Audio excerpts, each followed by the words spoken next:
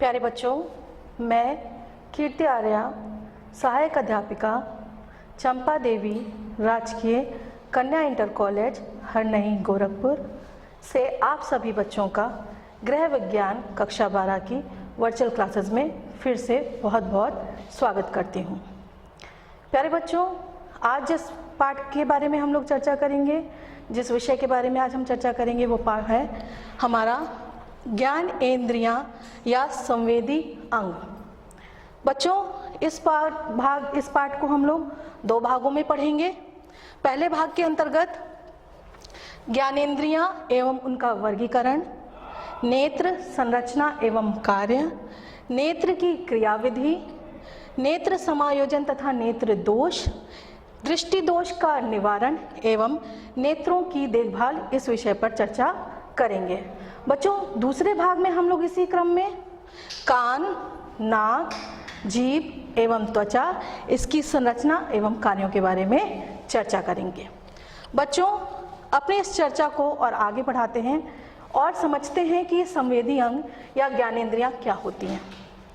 बच्चों, वे शारीरिक क्षमताएं जो हमें हमारे बाह्य वातावरण से जोड़ती हैं, वो जिससे हम बाहरी चीज़ों से संवेदना मिल सके, उन्हें ही हम ज्ञानेंद्रियां या संवेदी अंग कहते हैं। ये ज्ञानेंद्रियां एक विशेष प्रकार की कोशिकाओं द्वारा निर्माण होता है इनका, और इनके कार्य भी विशेष होते हैं।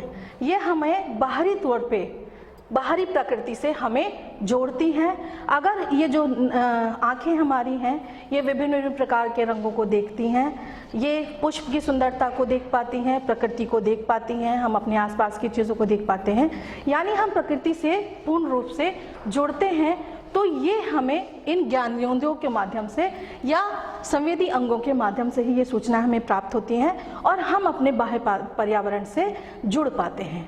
बच्चों, इसको और बेहतर ढंग से जानने के लिए चलिए इस परिभाषा की विवेचना कर लेते हैं। शरीर में वे विभिन्न प्रकार के उद्दीपनों को ग्रहण करने के लिए विशेष प्रकार की कोशिकाएं होती हैं, जो विशेष प्रकार के अंगों का निर्माण करती हैं। उन्हें ही हम ज्ञानेंद्रियां अथवा संवेदी अंग कहते हैं। अब बच्चों, इसको समझ लेते हैं इस तरह से कि ये हमारी बाह्य वातावरण है।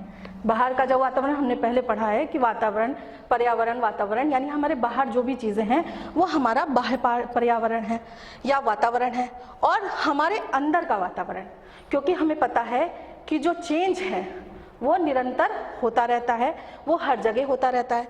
तो बाह्य वातावरण और अंतः वातावरण में जो परिवर्तन आता है, जो चेंजेस आता है, उसका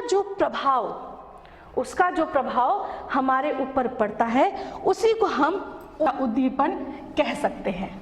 अर्थात ये बाह्य वातावरण और अंतःवातावरण का जो परिवर्तन हुआ, उससे जो हम पर प्रभाव पड़ा, वही हमारा क्या है? उद्दीपन है। और इन्हीं को जब हमारे शरीर में या अंग में कुछ स्पर्श द्वारा, संवेदों द्वारा उत्पन्न किया जाता है, तो उसको हम ज्ञानेंद्रियां अथवा संवेदी अंग कहते हैं। इसके बाद बच्चों, अब हमने जान लिया कि हमारे संवेदी अंग कौन कौन से होते हैं, इसके बारे में चर्चा कर लेते हैं। हमारे शरीर में दो प्रकार की ज्ञानेंद्रियां होती हैं, एक बाह्य ज्ञानेंद्रियां अथवा एक अंतः ज्ञानेंद्रियां। बाह्य ज्ञानेंद्रियां जैसे नेत्र, नाक, त्वचा, कान अथवा जीभ, इनको हम बाह्य ज्ञानेंद्रियां कहते हैं। इसके अलावा जो अंतः ज्ञानेंद्रियां होती हैं, वो हमारे शरीर के अंदर जो अंग होते हैं, उसकी भित्ति एवं कोशिकाओं की जो भित्ति होती है, वो होती है हमारी अंतः ज्ञानेंद्रियां, जो कि सूचनाएं हमारे अंगों तक पहुंचाती हैं। यानी बाह्य ज्ञानेंद्रियां और अंतः ज्ञानेंद्रियां दो तरह से होती हैं। आइए हम लोग संपूर्ण चर्चा कर लेते हैं हमारी बाह्य ज्ञानेंद्रियों के बारे में। देख लेते हैं इनके कार्य क्या क्या हैं। इन सभी अंगों के कुछ न कुछ कार्य निर्धारित हैं। वे कार्य हैं: जीभ से भोजन के स्वाद की जानकारी, यानी जो भोजन हम ग्रहण कर रहे हैं वो तीखा है, मीठा है, क्या खट्टा है, वो सभी संवेदनाएं हमें जीभ द्वारा मिलती हैं। यानी स्वाद के बारे में हमें जानकारी हमारी जीभ से मिलती है। कान द्वारा हम लोग सुनने का कार्य करते हैं, अथवा इसका एक महत्वपूर्ण कार्य होता है हमारे शरीर को संतुलन प्रदान करना। बाहर जो है वातावरण में किस प्रकार की ध्वनि हो रही है, हम बोल रहे हैं, तो वो आप तक जो पहुंच रहा है वो आपके कानों के माध्यम से पहुंच रहा है, और जो आप देख रहे हैं वो आंखों के माध्यम से देख रहे हैं। नेत्र का संबंध दृष्टि से, अभी मैंने बताया, देखने से है। नाक का सूंघ कर किसी वस्तु को ज्ञात किया जाता है। हमें पता है पुष्प में सुगंध होती है, किसी किसी चीज़ में दुर्गंध होती है, तो वो हम कैसे जान पाते हैं? हमारी नाक द्वारा हम किसी भी प्रकार की गंध को अपने अंदर ले सकते हैं और उससे जान सकते हैं कि इसकी गंध क्या है, ये सुगंध है या दुर्गंध है। त्वचा से स्पर्श, गर्मी है, ठंडी है, या किसी के टच का या किसी के स्पर्श का संवेदना हमको हमारी त्वचा के माध्यम से ही होता है। अब बच्चों, जैसा कि हमने शुरू में ही चर्चा की कि आज हम नेत्रों के बारे में चर्चा करेंगे। नेत्र हमारी जो दिखने में, आप लोग नेत्र, जब आपके बोला जाता है आपको नेत्र, तो सबसे पहले आपके दिमाग में ये इमेज आती है, ये आता है कि ये नेत्र है। अब नेत्र जो है अंदर से और बाहर दो रूप में डिवाइडेड होती है। ये उसकी बाह्य संरचना होती है। आइए इसकी बाह्य संरचना को समझ लेते हैं। प्रत्येक नेत्र गुहा, जो हमारी नेत्र गुहा होती है, हमारी जो खोपड़ी होती है, जो हमारा कंकाल तंत्र होता है, वहाँ पे यहाँ पे इस तरह का एक गुहा बनी होती है। ठीक है, इस गुहा में ही ये नेत्र गोलक, ये हमारा नेत्र गोलक है। ये इस गुहा में रहता है, मांसपेशियों द्वारा जुड़ा रहता हुआ है, और इससे हमारे नेत्र गति कर पाती हैं, यानी उनमें आगे पीछे होने का, ऊपर नीचे होने की गतिशीलता प्रदान करती हैं। और ये नेत्र हमारी औसतन 25 मिलीमीटर तथा भार इसका करीब 7 ग्राम का होता है। इस नेत्र के गोलक के बाद जो हमारी पेशियों से नेत्र गोलक में ये नेत्र गुहा से जुड़ी रहती हैं, उसके बाद बाहरी तौर पे देखने पे हमको ये इस तरह से दिखती है, यानी ये उभरा भाग होता है, एक काला भाग होता है और ये सफ़ेद भाग होता है। उसके बाद ये जो हमारी गोलक है, इसमें जब इस नेत्र को हम लोग देखते हैं, ये सिर्फ गोलक है, ये हमारा नेत्र गोलक है, और ये हमारी पूरी बाह्य नेत्र की संरचना है। इसमें हम देखते हैं कि ये जो है बाल होते हैं, ये जो बाल दिख रहे हैं आप लोग को, ये बाल होते हैं, पलक बोलते हैं। ये हमारे नेत्र के ऊपर तथा नीचे दोनों तरफ होते हैं। देखिए, नीचे भी हैं और ऊपर भी हैं। ये हमारी इच्छा से कार्य करते हैं। हम इनको जब हिलाना चाहते हैं, झपकाना चाहते हैं, तो हम अपनी इच्छा से इसको हिला सकते हैं, यानी हमारी ऐच्छिक क्रियाओं में ये आता है। इसके अलावा ये बरौनियाँ होती हैं, साइड में छोटी छोटी बाल होते हैं, इनका जो ये होती हैं, इनका कार्य होता है हमारे आँखों की रक्षा करना, यानी हमारी आँखों में अगर कोई कण जा रहा है तो उसको रोकना और हमारी आँखों को सुरक्षित रखना। इसके अलावा हमारी जो ये नेत्र है, इसके ऊपर और नीचे एक पतली झिल्ली होती है, पतली जो त्वचा रूप में रहती है, यानी पतली झिल्ली त्वचा के रूप में होती है, कोशिकाओं से निर्मित होती है, जिसको हम कंजक्टिवा कहते हैं। और इसके अलावा हमारे नेत्रों में बाह्य तौर पे कुछ ग्रंथियाँ होती हैं, कुछ तेल ग्रंथियाँ होती हैं और अश्व ग्रंथियाँ होती हैं, जो कि इनका कार्य होता है हमारी नेत्रों को चिपकने से रोकना, अर्थात हमारी नेत्रों को नमी प्रदान करते रहना। इसमें एक चीज़ बहुत रोचक जानने वाली है कि जब बच्चा जन्म लेता है तो उसकी जो अश्व ग्रंथियाँ होती हैं वो सक्रिय नहीं होती हैं। इसीलिए जब छोटा 4 महीने तक के बच्चे को में ये अश्व ग्रंथियाँ सक्रिय नहीं होती हैं, उसके बाद ये सक्रिय हो जाती हैं और उसी के बाद बच्चों के आंसू निकल पाते हैं। तो बच्चों, ये हमारी जो नेत्र गुहा है उसमें ये नेत्र गोलक है, और नेत्र गोलक में जो पेशियों द्वारा जुड़ी रहती है और बाह्य तौर पे हमारी नेत्रों की ये संरचना होती है। बच्चों, अब हमने चर्चा कर ली कि बाहरी रूप से हमारी नेत्र किस तरह दिखते हैं और उसके जो बाहरी अंग हैं उनके क्या क्या कार्य होते हैं, क्या क्या प्रकार से वो हमें मदद करते हैं। अब जान लेते हैं हमारी आंतरिक संरचना के बारे में। जो नेत्र है हमारा जितना बाहर दिखता है मात्र उतना नहीं होता है, उससे ज़्यादा हमारे नेत्र गोलक जो है अंदर की ओर नेत्र गुहा में रहते हैं। तो नेत्र की रचना एक गेंद के समान होती है, यानी गोल होती है। इसमें 3 परतें होती हैं, बाह्य या दृढ़ पटल, मध्य या रक्तक परत, कोरॉइड एवं दृष्टि पटल। चलिए बच्चों, अब इस चित्र के माध्यम से हम लोग इस आंतरिक संरचना को भली भांति समझते हैं। बच्चों, ये चित्र आपके पास सामने है, ये दोनों ही चित्र हमारी नेत्रों का ही है।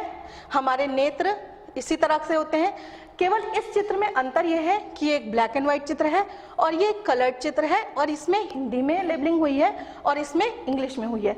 ये सिर्फ इसलिए किया गया है ताकि इस नेत्र की आंतरिक संरचना को आप बेहतर ढंग से समझ सकें, क्योंकि ये जो कलर्ड दिख रहा है वास्तविक में इस तरह का नहीं होता है। अभी व्याख्यान के द्वारा आपको और बेहतर समझाया जा रहा है। बच्चों, ये नेत्र पटल जो हमारा नेत्र होता है आंतरिक रूप से सबसे जो बाह्य हमने अभी बताया कि दृढ़ पटल होता है, यानी दृढ़ माने मजबूत कोशिकाओं का बना हुआ एक संरचना है। ये दृष्ट पटल, ये जो दिख रही है आप लोग को, ये बाहर की लेयर सबसे, यही हमारी दृढ़ पटल होती है।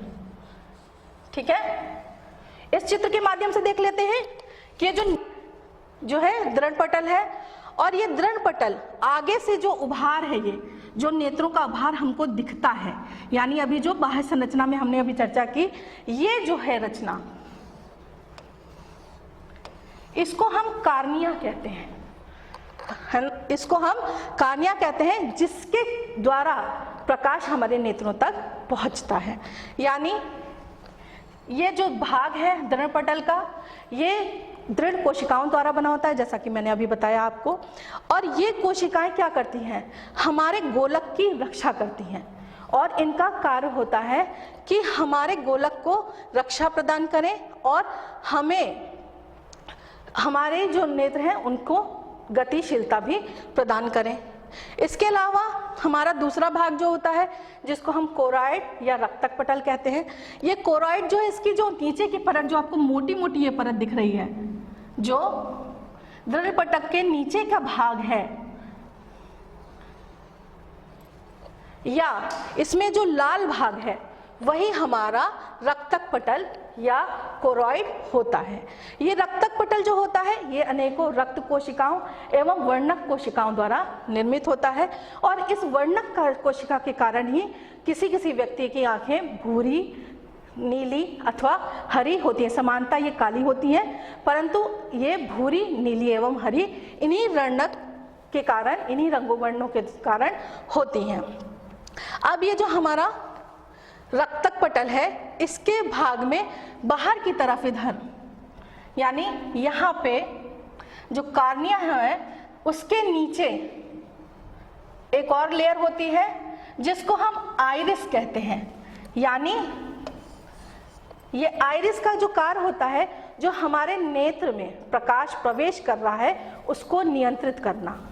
ये जो है पुतली में मांसपेशियां जो होती हैं आइरिस में, जो पुतलियों को नियंत्रित करती हैं, ताकि जब प्रकाश ज़्यादा आता है तो सिकुड़ जाती हैं और नियंत्रित रूप से प्रकाश को अंदर जाने देती हैं, और यदि प्रकाश कम होता है तो ये फैल जाती हैं और उसके बाद भी नियंत्रित रूप से प्रकाश हमारी नेत्रों तक पहुंच पाता है। इसके बाद बच्चों, ये हमारी जो आइरिस होती है, आइरिस के बीच में जो एक काला काला छिद्र होता है, जो हम जब अपनी आंखों को, नेत्रों को बहुत ध्यान से देखते हैं तो हम देखते हैं कि एकदम बीच में एक दाग दाग काला छिद्र होता है, जो हल्का हल्का इस तरह से गति करता रहता है। उसको हम प्यूपिल बोलते हैं या पुतली बोलते हैं, समान भाषा में पुतली बोलते हैं। और ये पुतली द्वारा ही जो प्रकाश है वो हमारे लेंस के माध्यम से, दूर उत्तलीय लेंस के माध्यम से रेटिना तक प्रवेश करता है और हमें जो चीज़ें जैसी हैं वैसी दिख पाती हैं। इसके बाद बच्चों, हमारा जो ये आँखें हैं, नेत्र हैं, इनमें जो है कुछ द्रव भरे होते हैं। अगर द्रव की दृष्टि से देखा जाए तो हमारे नेत्रों को फिर से 2 भागों में बांट सकते हैं। ये भाग है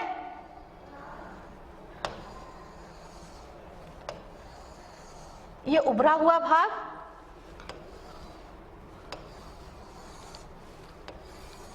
और ये अंदर का भाग। ये जो बाहर का भाग है, जो उभरा हुआ भाग है, जिसको हमने कार्निया समझा है, इस कार्निया में तेजोजल पदार्थ, द्रव पदार्थ होता है जो जल के रूप में होता है। इसका कार्य होता है हमारे कार्निया को नमी प्रदान करना ताकि वो गतिशीलता बनाए रखे। और इसके अलावा जो अंदर हमारे जो कचाव चैम्बर होता है, कचाव कक्ष होता है, इसमें कचाव द्रव भरा होता है जो कि जेली नुमा होता है, यानी थोड़ा गाढ़ा होता है।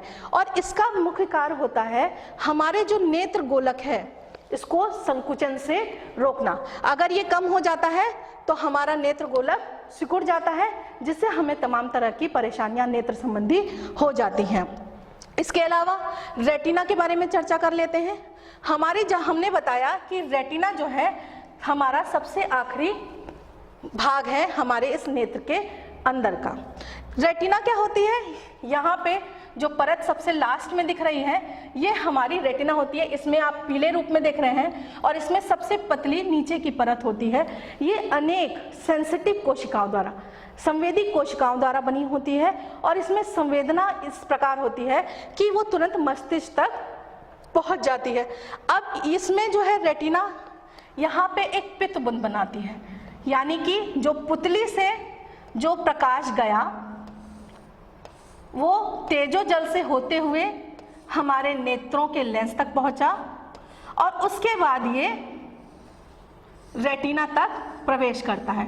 यानी ये जो भाग है ये हमारा पित्त बिंदु होता है और यहाँ पे जो इमेज बनती है वो सबसे ज़्यादा स्पष्ट होती है। यानी यदि हमारी फोकल पॉइंट ये पित्त बिंदु होता है, यानी जो हमारी नेत्र हैं कार्य कर रही हैं और प्रकाश को अंदर प्यूपिल के माध्यम से, पुतली के माध्यम से, लेंस से होते हुए, अपरिवर्तित होते हुए इस पित्त बिंदु तक पहुंचती हैं, तो वो वहाँ पे जो इमेज बनती है वो सबसे क्लियर होती है। इसके अलावा ये जहाँ पे ऑप्टिकल नर्व्स यानी है जो हमारी दृश्य नसें होती हैं, कोशिकाएं होती हैं, वहाँ जो जब वो प्रारंभ होती हैं उस जगह पर, इसके शुरुआत की जगह पर एक बिंदु होता है जिसको हम अंध बिंदु कहते हैं।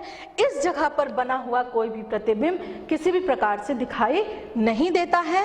और इसके अलावा हमारी जो रेटिना है उस पे दो प्रकार की अति संवेदी कोशिकाएं होती हैं।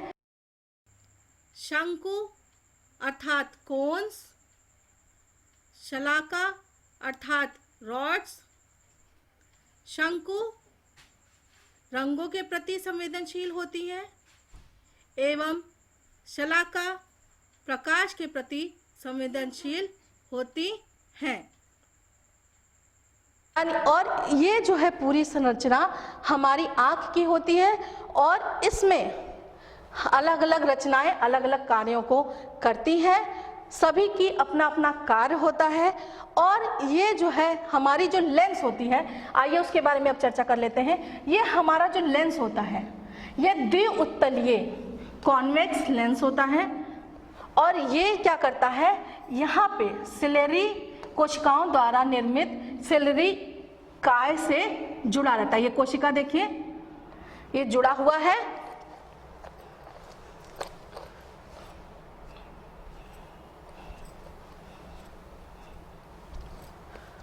ये देखिए यहाँ पे ये जो लेंस जुड़ा हुआ है ये सिलेरी काय से जुड़ा हुआ है।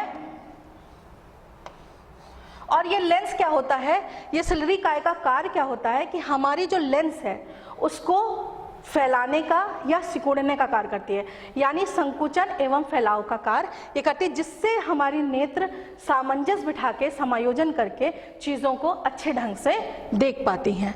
तो बच्चों इसको फिर से हम लोग चर्चा कर लेते हैं कि हमारी नेत्र को तीन भागों में बांटा गया है, दृढ़ पटल, मध्य पटल या रक्तक पटल एवं रेटिना।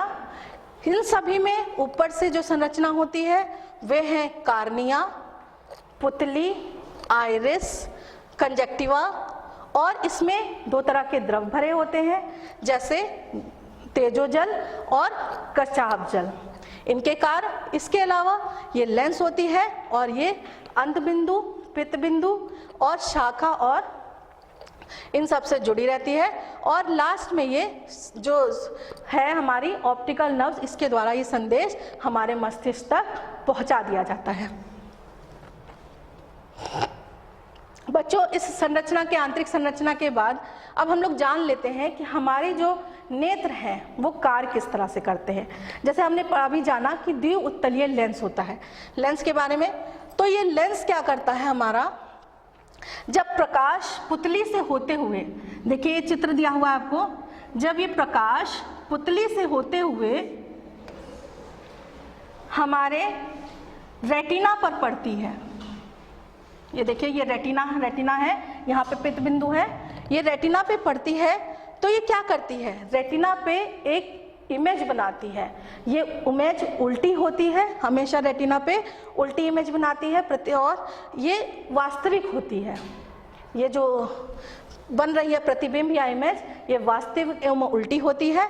और यहाँ पे ये अपरिवर्तित होती है, ताकि ये परावर्तित होकर कुछ और जो प्रकाश है इधर उधर ना जा पाए, केवल उसी जगह पे फोकल पॉइंट रहता है। इस फोकल पॉइंट पे जब ये जाती है लेंस से, तो यहाँ पे एक इमेज उभरती है और ये इमेज हमारी ऑप्टिकल नर्व द्वारा मस्तिष्क तक पहुँचा दी जाती है, जिसमें हमारा जो मस्तिष्क है वो उसकी विवेचना करता है, उसकी व्याख्या करता है और उसको प्रोसेस करता है। और उसके बाद जो चीज़ें जैसी हैं उसको हमें वैसी दिखती हैं, और ये हमारी इस लेंस के माध्यम से जो फोकल पॉइंट है उस पे बनी हुई इमेज के कारण होता है। अब जान लेते हैं, ये जो हमारा नेत्र है ये एक कैमरे की भांति कार्य करता है। जिस तरह से कैमरे में लेंस होता है वो कार्य करता है, उसी प्रकार हमारा नेत्रों का लेंस भी कार्य करता है और इमेज को हमारे मस्तिष्क तक पहुंचाता है।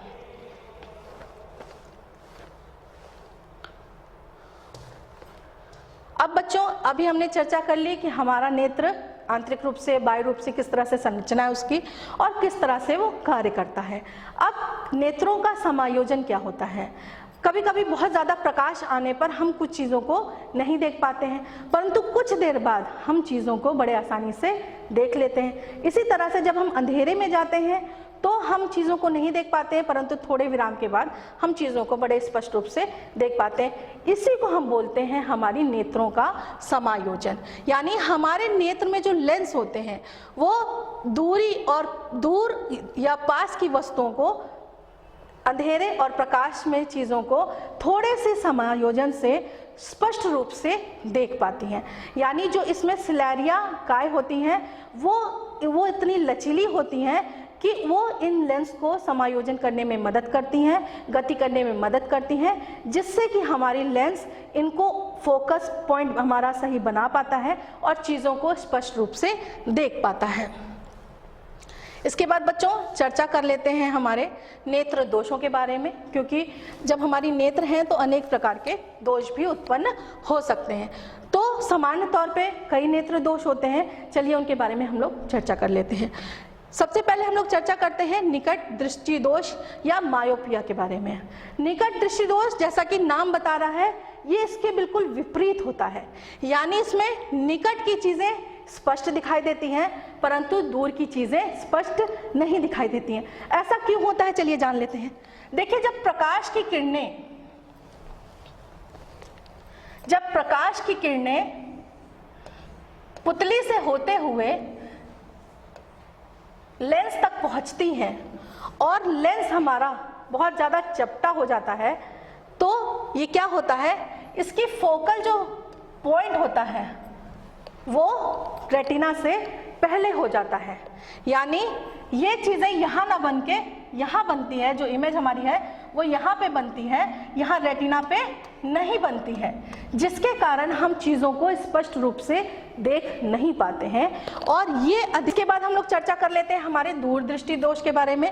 ये भी नाम से विपरीत है, यानी इसमें दूर की चीज़ें स्पष्ट रूप से दिखाई देती हैं और पास की चीज़ें स्पष्ट नहीं दिखाई देती हैं। इसमें क्या होता है, जो हमारा प्रकाश है वो लेंस के माध्यम से जाता है और ये रेटिना के और आगे फोकल पॉइंट बनाता है, यानी रेटिना के और आगे इमेज बनती है, जिससे चीज़ें हमें स्पष्ट नहीं दिखाई देती हैं। यानी हमने पहले ही पढ़ा है कि पित्त बिंदु पे, अगर फोकल पॉइंट हमारा पित्त बिंदु पे है, यहाँ पे है तो हमको स्पष्ट सबसे चीज़ें दिखती हैं, और अगर इसके आगे पीछे होती हैं तो चीज़ें हमें स्पष्ट नहीं दिखती हैं। इसी कारण से हमें यहाँ पे जब हमारा फोकल पॉइंट जो है इससे अलग रेटिना स्फीत बिंदु से दूर चला जाता है तो हमको चीज़ें स्पष्ट रूप से दिखाई नहीं देती हैं। बच्चों, इस चर्चा के बाद हम लोग चर्चा कर लेते हैं कुछ अन्य समान नेत्र दोषों के बारे में। वे हैं प्रेसबायोपिया। ये प्रेसबायोपिया जो होती है ये अधिकतर उम्र बढ़ने के साथ साथ ये रोग उत्पन्न होता है या ये दोष उत्पन्न होता है। इस दोष में क्या होता है कि हमारी जो नेत्र होते हैं, नेत्र के लेंस में जो सिलेरिय काय होता है वो सक्रिय रूप से कार्य नहीं कर पाती है, उसमें लचीलापन कम हो जाता है, जिसके कारण हमारी लेंस सही से गतिशीलता उनमें नहीं रह जाती है, जिसके कारण ये दोष उत्पन्न होता है। और इस दोष में को खत्म करने के लिए हमें कॉनकेव या कॉन्वेक्स, उत्तल या अवतल लेंस से बने चश्मे का प्रयोग किया जाता है, जिससे हमें दूर की या पास की चीज़ें स्पष्ट रूप से दिखाई दे सकें। दूसरा है दृष्टि वैषम्य या एस्टिग्मेटिज्म। इसमें क्या होता है, हमारी जो कार्निया, जो सबसे बाहर का ऊपरी भाग होता है, इसमें किसी दोष के कारण, किसी कारण से ये सही रूप से इसका शेप नहीं रह जाता है, इसमें कोई कुप्रभाव आ जाता है, इसमें कोई कमी आ जाती है, जिसके कारण हमको चीज़ें दिखती नहीं है। और इसमें क्या करते हैं, अधिकतर हम लोग बेलनाकार अवतल अथवा उत्तल लेंस का प्रयोग के चश्मे द्वारा प्रयोग करके इस कमी को खत्म दूर किया जा सकता है, यानी अपनी दृष्टि को हम स्पष्ट कर सकते हैं। इसके अलावा भैंगापन, जैसे हमने जब बात की थी कि नेत्र गुहा है, उसके अंदर हमारा नेत्र गोलक है, इस तरह से रहता है। तो नेत्र गुहा में नेत्र गोलक की जो पेशियां होती हैं, मांसपेशियां होती हैं, जब उनमें खिंचाव कम हो जाता है, उसमें ढीलापन आ जाता है, तो ये नेत्र हमारी इच्छानुसार कार्य नहीं करती हैं, थोड़ा सा हट जाती हैं, थोड़ा सा अलग से कार्य करती हैं, जिस कारण से ये भेंगापन उत्पन्न होता है। और इस भेंगापन में क्या, यानी वो दाएं बाएं देख रहा होता है, लेकिन हमको प्रतीत होता है कि वो व्यक्ति हमें ही देख रहा होता है। अब मोतियाबिंद के बारे में जान लेते हैं। ये मोतियाबिंद अधिकतर 40-45 की उम्र के बाद व्यक्ति को होता है। इसमें क्या होता है, हमारी लेंस पे एक परत उत्पन्न हो जाती है जो हमारे लेंस को अपारदर्शी बनाती है। हमारे लेंस से जो प्रकाश जा रहा है वो सही रूप से रेटिना तक नहीं पहुंचता है और हमें चीज़ें स्पष्ट नहीं दिखाई देती हैं। इसके निवारण के लिए व्यक्ति को एक ऑपरेशन कराना पड़ता है, जिसमें कि ये जो लेंस है ये प्राकृतिक लेंस को निकाल के आर्टिफिशियल लेंस को लगा दिया जाता है ऑपरेशन द्वारा, और व्यक्ति इसके बाद सामान्य चश्मे द्वारा ही चीज़ों को स्पष्ट रूप से देख लेता है। यानी उसके बाद वर्णअंधता, यह अधिकतर वंशानुगत होती है। यह अगर हमारे वंश में कहीं है तो ये बीमारी होती है। इसमें क्या होता है, लाल एवं हरे रंग को व्यक्ति देख नहीं पाता है।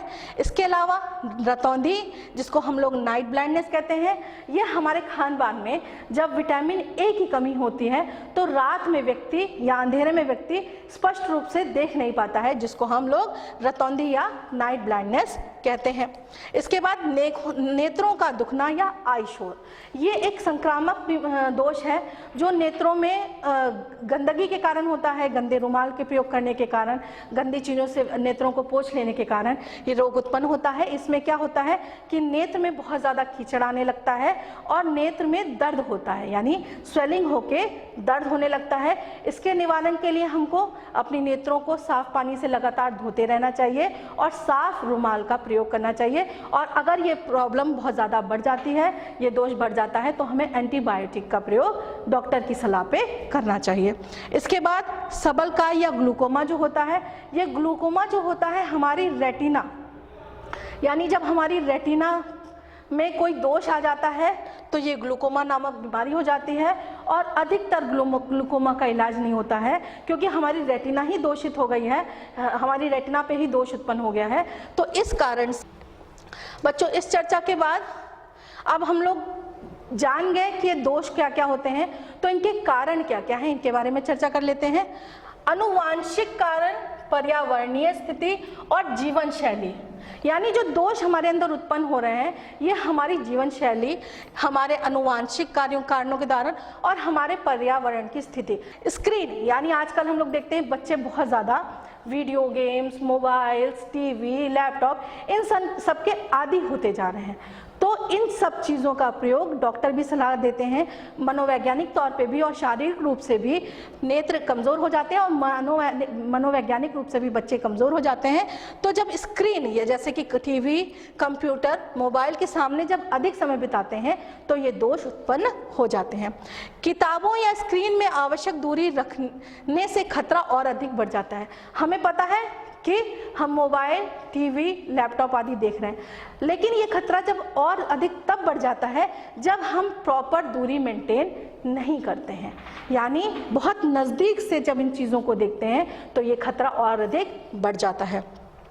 कुछ अध्ययनों में यह भी बात सामने आई है कि प्राकृतिक रोशनी में कम समय बिताने से दृष्टि दोष का खतरा बढ़ जाता है। यानी प्रकृति है, सूर्य की रोशनी है, जब इनमें हम कम समय बिताते हैं, किसी बंद कमरे में अधिकतर रहते हैं, तो ये सभी दोष बहुत तीव्रता से उत्पन्न होते हैं, क्योंकि हमें पता है कि प्रकृति हमेशा हमारे लिए सहयोगी होती है और हमारी पूरी शारीरिक संरचना के लिए उपयोगी होती है। अब कारण के बाद लक्षण क्या क्या हैं, हमें कैसे पता चल सकता है कि किसी व्यक्ति को किसी प्रकार का दृष्टि दोष या नेत्र विकार हुआ है। बार बार पलकें झपकाना, जब बहुत तेज़ी से पलकें हम झपकाते हैं, क्योंकि समान स्थिति में हम पलकें बहुत तेज़ी से नहीं झपकाते हैं, ये हमारी ऐच्छिक क्रिया होती है, लेकिन जब कोई विकार होता है, कोई परेशानी होती है, तो हमारी पलकें बार बार झपकने लगती हैं। दूर या पास की चीज़ें देखने पर आँखों में तनाव और थकान महसूस करना, यानी चाहे दूर की चीज़ें हों चाहे पास की चीज़ें हैं, हम स्पष्ट ढंग से इनको नहीं देख पाते हैं और आँखें हमारी तनाव युक्त रहती हैं और थकी थकी रहती हैं। वाहन चलाने में परेशानी आना, विशेष रूप से रात में, क्योंकि जब हम वाहन चलाते हैं तो रात में क्या होता है, अलग अलग गाड़ियों की हेडलाइट जलती रहती है, जिससे बहुत तीव्र प्रकाश आता है। अगर यह हमारे नेत्र में कोई दोष होता है तो ये दोष के कारण हमारी जो लेंसें हैं नेत्र की, वो इसका समायोजन नहीं कर पाती हैं और हमें चीज़ें स्पष्ट रूप से दिखाई नहीं देती हैं। पलकों को सिकोड़ कर देखना, हम लोग कभी कभी जब हमारी चीज़ों जब कोई चीज़ हमको स्पष्ट रूप से नहीं दिखाई देती है तो हम क्या करते हैं, अपनी पलकों को सिकोड़ लेते हैं और बहुत ज़्यादा कोशिश करते हैं उस चीज़ों को देखने की। तो ये भी एक लक्षण होता है कि हमारी नेत्रों में कोई विकार उत्पन्न हो रहा है। इसके अलावा नेत्रों से पानी आना, जब नेत्रों से पानी आता है अथवा नेत्रों से जब बहुत ज़्यादा कीचड़ आने लगता है तो ये भी एक नेत्र विकार या नेत्र दोष होता है। इसके अलावा कुछ लक्षण बच्चों में होते हैं, जैसे कि कक्षा में ब्लैक बोर्ड या व्हाइट बोर्ड से स्पष्ट दिखाई ना देना, यानी दूर की चीज़ें या पास की चीज़ें या पाठ्य पुस्तकें उनको स्पष्ट रूप से दिखाई नहीं दे रही हैं। लगातार नेत्रों को मसलना, लगातार नेत्रों को मसलते रहना एवं पढ़ाई पर ध्यान ना दे पाना।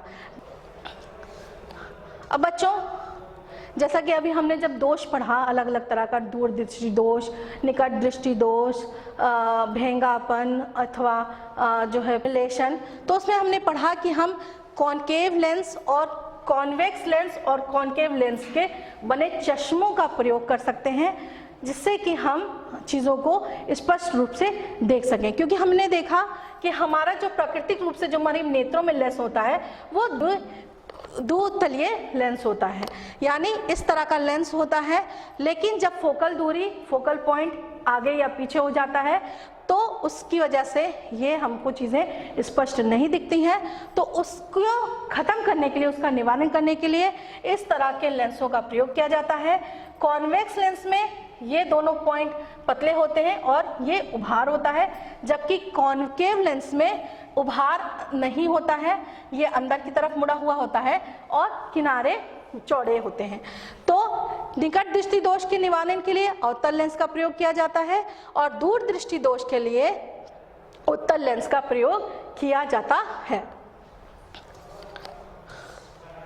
अब बच्चों, नेत्रों की जब नेत्रों के इतनी इम्पॉर्टेंट चीज़ है हमारे लिए, इतनी महत्वपूर्ण चीज़ है कि अगर हमारे नेत्र खराब हो जाते हैं या उनमें कोई दोष उत्पन्न हो जाता है तो हम प्रकाश के प्रति क्या होंगे, निष्क्रिय हो जाएंगे, यानी बाहर की चीज़ों को देख नहीं पाएंगे, तो इसके देखभाल भी बहुत आवश्यक हो जाती है। तो नेत्रों की देखभाल करने के लिए हमें क्या करना चाहिए? नेत्रों को साफ पानी से बार बार धोना चाहिए, संतुलित आहार ग्रहण करना चाहिए और अपने आहार में अधिकतर विटामिन ए का प्रयोग करना चाहिए, क्योंकि विटामिन ई की कमी से हमारे नेत्रों की सही प्रकार से पौष्टिक तत्व नहीं मिल पाते हैं और हमारे नेत्रों में कोई ना कोई विकार उत्पन्न हो जाता है। पर्याप्त रोशनी में ही काम करना चाहिए, यानी कम रोशनी में कदापि काम नहीं करना चाहिए। अगर कमरे के अंदर भी कार्य कर रहे हैं तो पर्याप्त रोशनी होना चाहिए, बल्ब ट्यूबलाइट आदि जला के कार्य करना चाहिए। इसके अलावा तेज रोशनी, धूप, वेल्डिंग मशीन की रोशनी, जब वेल्डिंग होती है तो उससे कुछ चमक निकलती है, रोशनी निकलती है, उससे नेत्रों को बचाना चाहिए, क्योंकि जब अचानक बहुत तीव्र प्रकाश हमारे नेत्रों पर पड़ता है तो उसका नेत्रों पर कुप्रभाव पड़ता है और जिससे हमें अनेकों दोष उत्पन्न हो सकते हैं। लेट कर या कम रोशनी में कदापि नहीं पढ़ना चाहिए। पर्याप्त दूरी बना के रखनी चाहिए पुस्तक और आँख नेत्रों के बीच में, अथवा स्क्रीन, टीवी, मोबाइल से नेत्र के बीच में। पढ़ते समय पुस्तक और नेत्रों की दूरी लगभग 1 फुट होनी चाहिए, यानी इतनी दूरी जब मेंटेन करके रखेंगे नेत्रों के बीच में, पुस्तक के बीच में या टीवी, मोबाइल, कैमरे के बीच में, तो हमारी नेत्र सुरक्षित रहेंगी। नेत्र संबंधी व्यायाम करते रहने चाहिए। बच्चों, ये सभी चर्चाओं के बाद अब हम लोग चर्चा करते हैं सबसे महत्वपूर्ण भाग के बारे में, जिससे हम अपने आप की तय कर सकते हैं कि हमने इस पाठ से क्या क्या सीखा। तो इस अभ्यास काल में आप लोग को निम्न प्रश्नों के उत्तर देने हैं। वे प्रश्न हैं: ज्ञानेंद्रियों से आप क्या समझते हैं, स्पष्ट कीजिए। नेत्रों की आंतरिक संरचना का सचित्र वर्णन कीजिए और दृष्टि दोष से क्या तात्पर्य है, उसका कारण एवं उपचार की व्याख्या कीजिए। बच्चों, उम्मीद करती हूँ कि ये चर्चा आप लोग को बहुत अच्छे से समझ में आई होगी। आपने अपने नेत्रों को भली भांति जान लिया होगा। धन्यवाद।